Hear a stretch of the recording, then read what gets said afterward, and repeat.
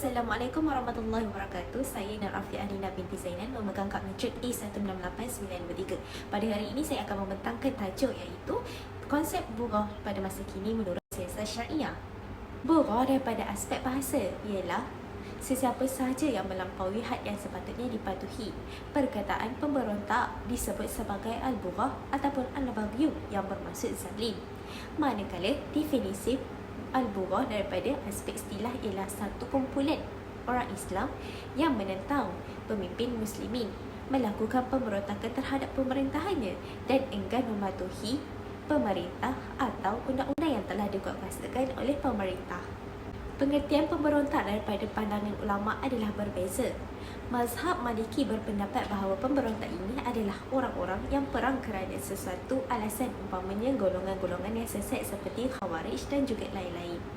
Manakala daripada mazhab Hambali berpendapat bahawa pemberontak itu adalah orang-orang yang menentang pemerintah walaupun tidak adil dengan alasan yang kukuh serta mempunyai kekuatan. Selain itu, pendapat daripada mazhab Hanafi ialah pemberontak ini merupakan satu golongan yang mempunyai kekuatan dan benteng pertahanan yang menyalahi orang muslimin. Manakala mazhab Syafi'i pula berpendapat bahawa pemberontak ialah orang-orang muslim yang tidak mentaati pemerintahnya atau mencegah hak yang seharusnya wajib mereka tunaikan kepada pemerintah dengan syarat mereka mempunyai kekuatan dan juga pemimpin yang ditaati dalam kelompok tersebut. Kesalahan jenayah memberontak ini adalah berdasarkan dalil firman Allah dalam surah Al-Hujurat ayat 9 yang membawa maksud, dan kalau ada dua golongan dari mereka yang beriman itu berperang, hendaklah kamu damaikan antara keduanya.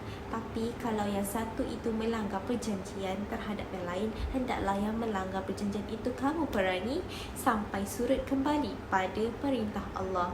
Kalau dia telah surut, damaikanlah antara keduanya menurut keadilan dan hendaklah kamu berlaku adil. Sesungguhnya Allah mencintai orang-orang yang adil. Rukun al-bughah mempunyai 3 perkara. Yang pertama, tindakan pemberontak adalah menentang pemerintah, iaitu perbuatan tidak mematuhi peraturan ataupun undang-undang. Yang kedua, penentangan secara kekerasan ataupun bersenjata. Membawa maksud pemberontak mempunyai kekuatan pertahanan sendiri seperti mempunyai senjata ataupun kumpulan tentera untuk membuat kacau bilang. Yang ketiga, pemberontakan itu mestilah disertai dengan niat untuk melakukan jenayah. Selain itu, syarat al-bughah mempunyai 3 perkara, iaitu mestilah pemberontakan itu merupakan golongan penentang yang mempunyai kekuatan dan juga bilangan individu yang ramai. Kedua, golongan penentang yang keluar daripada kekuasaan pemerintah. Yang ketiga, pemberontakan itu mestilah mempunyai seorang ketua yang memimpin gerakan al-bughah tersebut.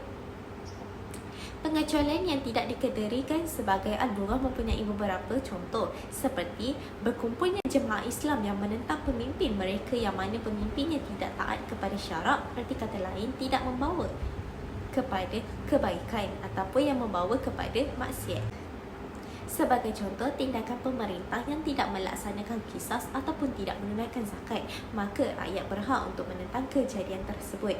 Penentangan yang dilakukan atas hak asasi manusia itu sendiri juga tidak dikategorikan sebagai al-bughah. Pemberontakan terhadap pemerintah akan menimbulkan kerosakan dan juga kejahatan yang lebih besar kerana keamanan negara dalam keadaan bahaya.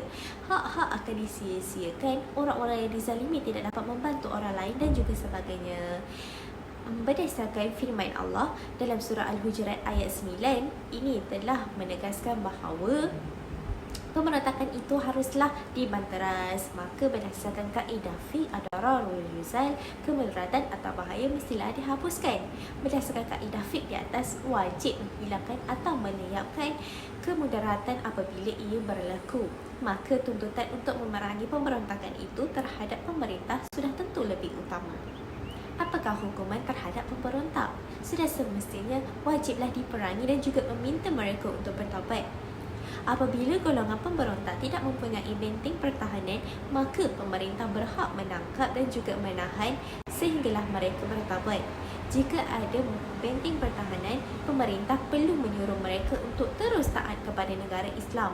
Jika mereka enggan untuk melakukan maka perlulah diperangi ataupun mengalahkan dan juga membunuh pemberontak tersebut. Sebaiknya pemerintah tidak memulakan memerangi mereka sehinggalah mereka memulakannya dulu, kerana memerangi mereka adalah untuk menolak kejahatan mereka.